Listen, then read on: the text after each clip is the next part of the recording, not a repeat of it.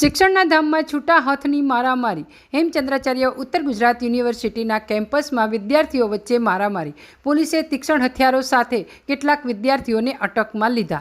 પાટણની હેમચંદ્રાચાર્ય ઉત્તર ગુજરાત યુનિવર્સિટીના કેમ્પસમાં આજે વિદ્યાર્થીઓ વચ્ચે છૂટા હાથની મારામારી થતાં ચકચાર મચી છે।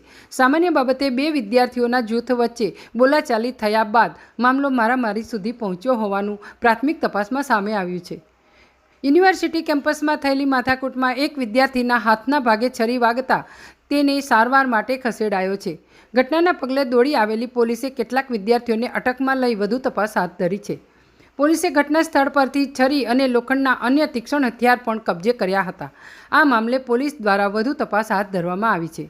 પાટણ શહેરની એક કોલેજમાં ધક્કામુક્કી મામલે ઝઘડો ચાલુ થયા બાદ શુક્રવારે બપોરના સમયે TB3 રસ્તા નજીક ચા પાણી કરી રહેલા બે કોલેજિયન યુવકો ઉપર 15થી 18 લોકોના ટોળા દ્વારા આવીને હુમલો કર્યો હતો, જેમાં એક યુવકને હાથના ભાગે છરીના 2 ઘા વાગ્યા હતા।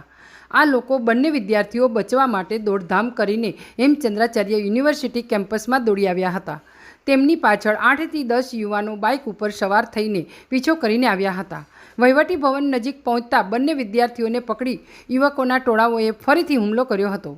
તો ઘટનાના પગલે આસપાસના વિદ્યાર્થીઓ મારતા છોડાવ્યા હતા, તેમજ શરીર ઇજાઓ પહોંચેલ હોય તાત્કાલિક જનતા હોસ્પિટલમાં સારવાર અર્થે ખસેડ્યા હતા અને ઘટનાના પગલે પોલીસને જાણ કરાતા પોલીસ દોડી આવી હતી।